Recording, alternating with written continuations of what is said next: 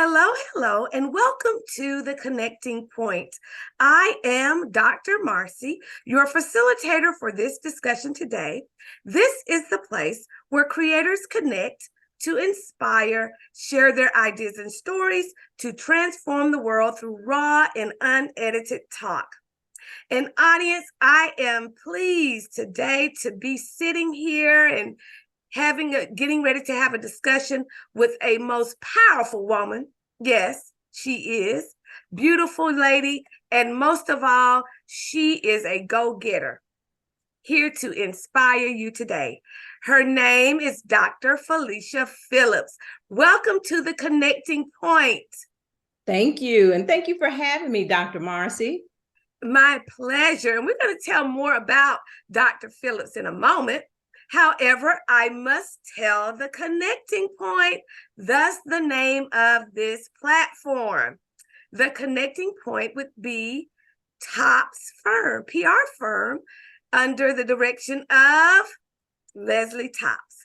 And so I want to shout out to her today and thank you for making this connection. This is my first time meeting Dr. Phillips, but we're going to have a most important conversation today to inspire those who are listening. Now, Dr. Phillips, I know a lot about you from reading. However, if you would please tell the audience a little bit about who you are, where you're from, and where you are now. Well, I'm Dr. Felicia Phillips. I'm here in the great city of Atlanta, Georgia, and I am a fifth generation entrepreneur. I've been in business over 33 years, and my love is really seeing my community grow and scale and providing opportunities to them to get the resources and relationships that they may not have personally to grow and scale their businesses. Well, guess what? She didn't tell it all, but I'm going to tell a little more. She is also someone who we want to meet. Why? Because she has expertise in building small businesses, particularly those businesses that are focused on diversity and inclusion. Am I correct? Well, actually, what is any small business? Small business, okay. But it is for companies who have an initiative to increase their spend with Black-owned businesses. Oh, did you hear that, everyone? Yes, Black-owned businesses. And I saw that you also do a lot with women. Yes, I do. Minorities, veteran, and women. That's correct. Now, can you tell me, how did you even get started in the business arena, since you are a fifth generational? Well, I always say it was in my DNA. I was born with it, right? But seriously, I started at 19 out of necessity. Like most people, I was working, going to school, and just dissatisfied with my job. And so they were closing their doors, and I saw that was my opportunity. I was at a crossroad. Either I was going to make something happen, or I was going to continue down the same path. And I chose to do something different. And I started that business in 1990, and eventually sold that business by the time I was 24. And then began investing in real estate and then investing in other businesses, which helped me to get to the point where I had accumulated over 7 figures before I was 30. But that was a lot of sacrifice, a lot of hard work to do that. Let me ask you this, because I know that many people who are starting businesses or who have already started businesses, they kind of struggle with whether to leave what they're doing and step out, or try to do both. And the balance sometimes is very difficult. Oh, it is. There's a saying that you can't serve two masters. Yeah. Now, I will tell you, there are people who have a full-time job and they have their side hustle, and they're very happy with that. There's nothing wrong with that. Entrepreneurship is just not for everybody. It is definitely a faith-based journey. What I always say is usually people struggle because they do not have a plan. Having a strategic plan and having a strategy to go along with the business and the skill set that you have are very important.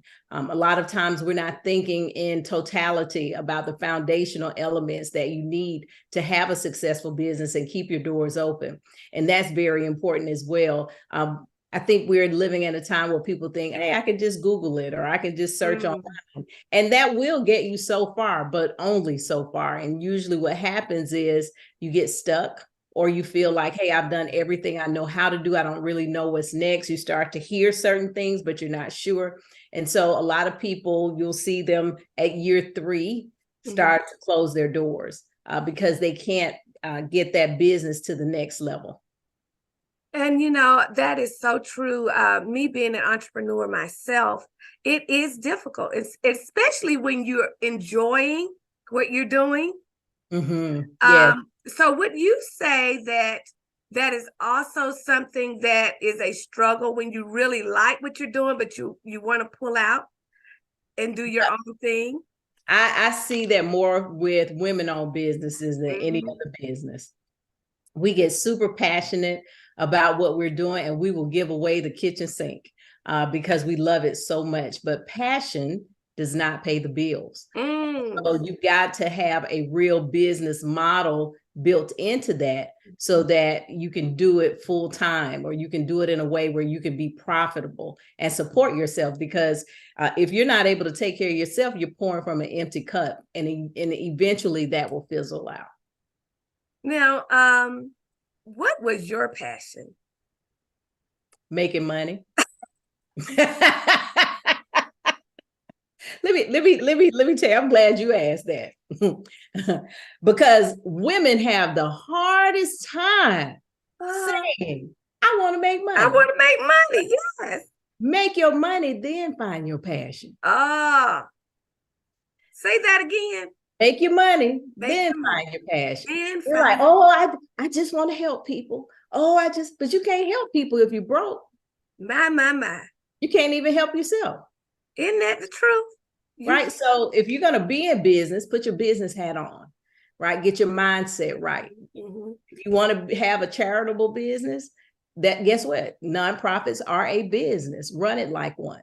Get the advice that you need, right? So that you can position yourself where you're able, like I said, to flourish personally so that you can help others. When praying, I always say, God, just continue to bless me so I could be a blessing. Right? Yes. You have to be in that position. Otherwise, you can't help anybody. And you have to be able to give from the overflow. If you don't have an overflow. That's right. What are you going to do? And, it's so interesting that we're even talking about this because I just said to God this morning, Lord, I need the overflow so that I can do what I need for your kingdom. And it's okay to ask that. Oh, absolutely. It's okay to say that to God because he wants you to have it. Yeah, it's all a mindset. It is. It's our relationship with money and wealth. It's what we've been taught. It's what we believe about ourselves. Are we worthy? Is this something that's actually going to happen for me? And it may sound cliche to say that, but those are real things. I can teach you a lot of things, give you a lot of information. I can put you in front of people. But if your mindset, Joyce Myers wrote a book called The Mind is the Battlefield. Yeah. And it's a reason for that because I've seen people where we have helped them get loans, position them in their business, and they'll get right to the end, have the approval, ready to go for it, pull the trigger, and they will fizzle out because they do not believe that it can happen for them or that they have a fear of success that they're not willing to face head on. Now, let me ask you this. Is there things that you can pointers that you can kind of give the audience to keep in mind when they are forming a business or already in one? So, years ago, I used to teach a business one-on-one class for the Urban League. And the one question I would always ask people is, what are you willing to sacrifice? Mm. I think we live in a time where business is sexy. It looks good. You got a lot of people taking pictures, videos, trips. They're doing all these things. But I will tell you, that is not the story at all. Right. And we know that those of us who are business owners understand that there is a level of responsibility that you don't always see online, and that it takes time. It takes time because you're building relationships, you're getting people to trust you. And so what I always say is, before you decide that you're going to go in business, decide what you're willing to lose. Because you're going to lose time, you're going to lose relationships, you're going to lose sleep, you're going to lose money. Are you okay with that? Can you live with that? Because if you can't and you don't like to be uncomfortable, then entrepreneurship isn't for you. Now, if you're okay with those things, then you need to put a strategy, a strategic 3 to 5 year strategic plan. One of the things I always teach is get you a business model canvas that's going to outline those 12 areas of business that when you feel that you're getting off track, you can go and pull that out, take a look at it and say, okay, these are my partners. This is the actions. These are the actions that I should be doing on a daily basis, because sometimes we do get lost in the weeds and we start to see other people doing things and we think, oh, maybe that's what I should be doing, or everybody's doing this, and so maybe I should be doing it too. And I am a firm believer that none of that is true. You should be doing whatever it is that God is giving you to do. That's right. I don't march to anybody's drumbeat but my own. I don't care what the world is doing. Going to do what God said to do the way he tells me to do it. If it's controversial, if it goes against what everybody says you should do, I'm okay with that. I'm used to being different. And as kingdom, he requires us to be different. That's why he trusts you with the vision. And so you got to step into your leadership role and understand the responsibility that comes with that. So I hear you saying you must be a risk taker. You absolutely have to be a risk taker. That they be scared. Entrepreneurship and risk taker go right hand in hand. They go together. Yes. Now, Dr. Phillips, I'm going to give you 3 words, and I want you to tell me what these words mean to you. All right. Engage, empower, and connect. Oh yeah, those are my 3 words. Engage, empower, and connect. Absolutely. Yes. What do those 3 words mean to you? Let's start with the first one. Engage. I think people tend to hide behind social media, doing everything virtually, that we've forgotten how to build relationships. And we often like to say, oh, you got to secure the bag, but the real bag is the relationship. Yes. I can tell you that 33 years of being in business, I would not be here if it were not for my relationships. Been through an economic downturn, pandemic. We saw 44% of Black businesses close their doors during the pandemic. We took a big hit in our community. Businesses that we had seen around for decades, just gone. And so relationships really sustained me during those years, those couple of years when it was really tough. Empower. So really what I think about empower, that's information, right? Information empowers you to be able to take action. And that is what we are known for. We have fun, yes, at MogulCon, but we work hard. And people will always tell me, like, what I paid and what I got, big difference, because the information is so much. And then when I think about connections, it goes back to the relationships. I don't think we put enough value on establishing relationships. And I'm not talking about transactional relationships that every time I see you, I'm trying to sell you something. Yeah. I'm talking about relationships where I know you, I trust you, I know about transformational. Absolutely. Yeah. And that's what matters. And if you talk to your more successful people, that is what they will tell you. When I saw the 3 words, connect, lifted up off the page for me. Because connection, just like you said, making connections with people is vital. Yes. You can't network without doing it. That's right. And guess what? You cannot do anything without the help of someone else. That's exactly right. We 'Cause need I God, but definitely we also need God's people. Yes. And you can't get anywhere successfully by yourself. You just can't, right? We're all limited on our knowledge and what we know and believe. And when you surround yourself with people who push you, who make you really think about those decisions that you're making, they're not always your cheerleader, but they're there to hold your feet to the fire. That's what we need. Absolutely. And speaking of connections, you are your company is having Mogul Con in Yes. Nashville next week, isn't it?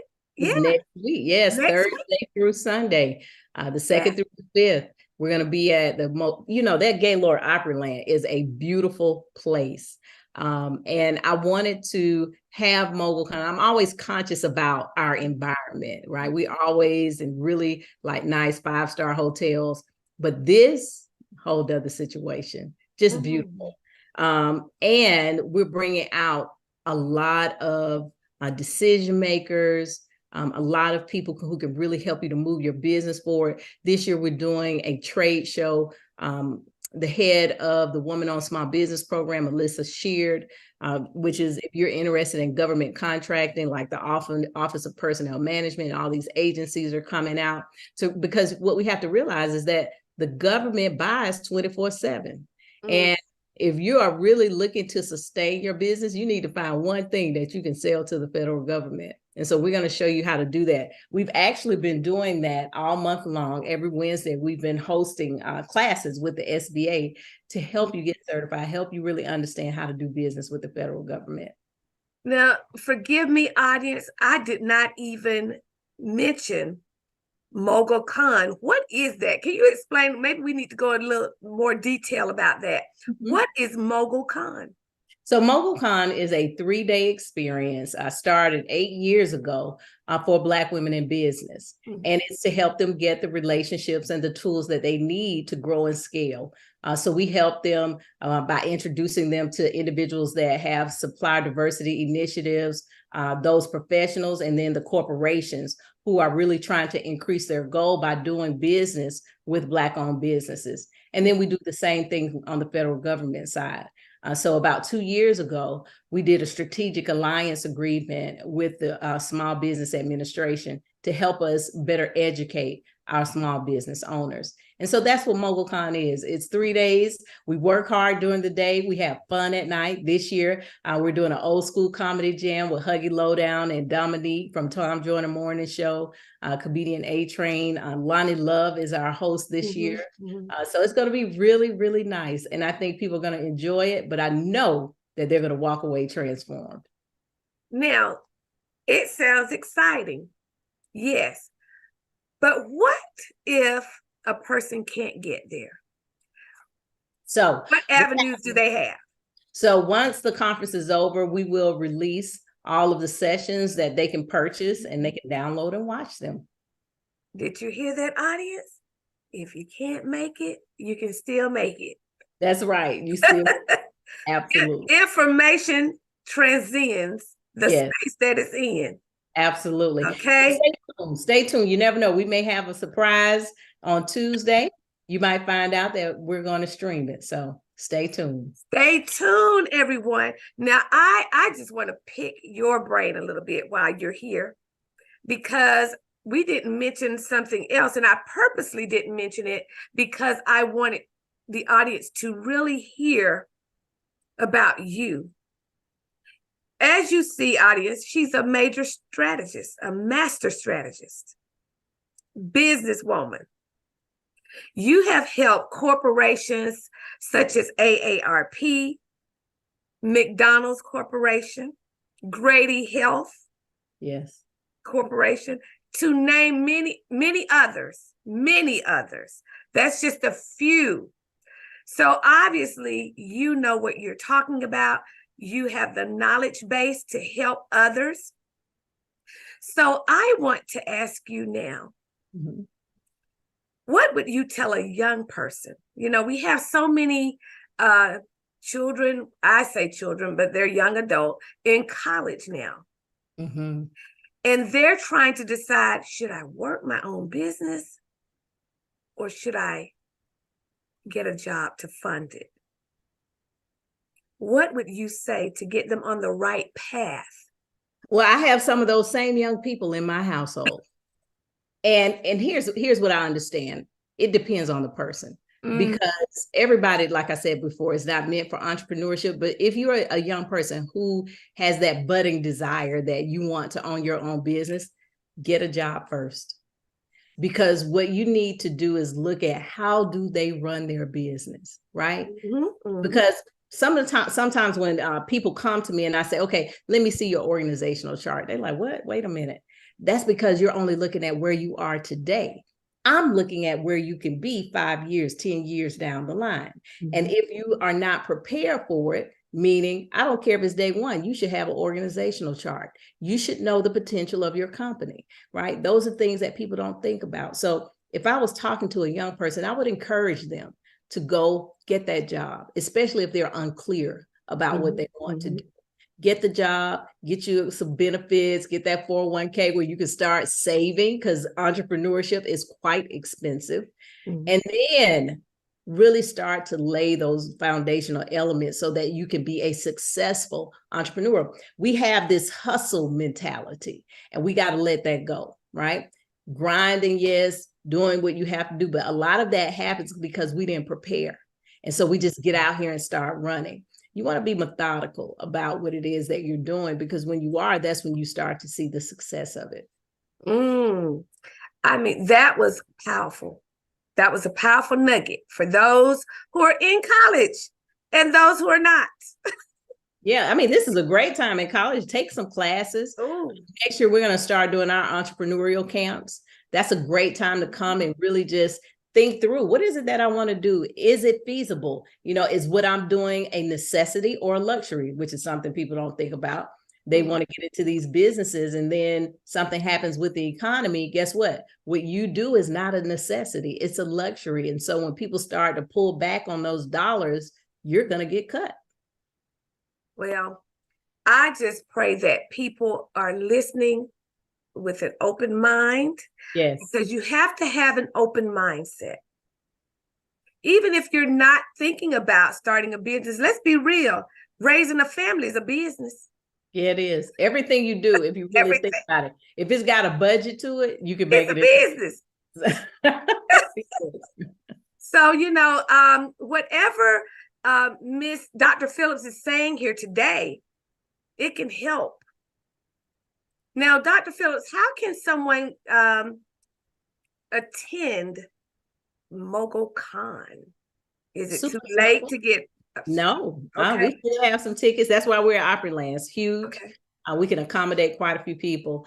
So it's Mogul Con, MOGULCON, live, LIVE.com.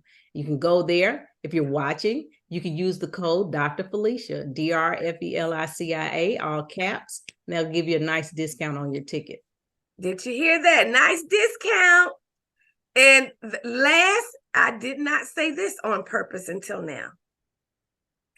Dr. Phillips is a self-made millionaire. Me and God.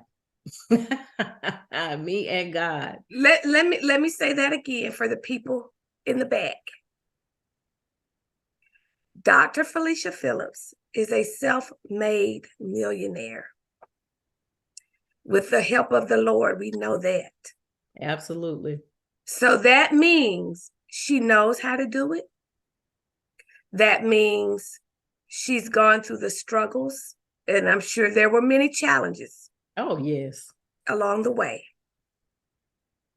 And she's on the other end of it now, trying to help others. So that has been provided for you here today. You've gotten some nuggets today, audience. And if you would like to attend Mogul Con, I encourage you to do that and to stay connected. Remember those 3 words: engage, empower, and connect. Yes. Dr. Phillips, thank you so much for having a discussion with me today on the connecting point.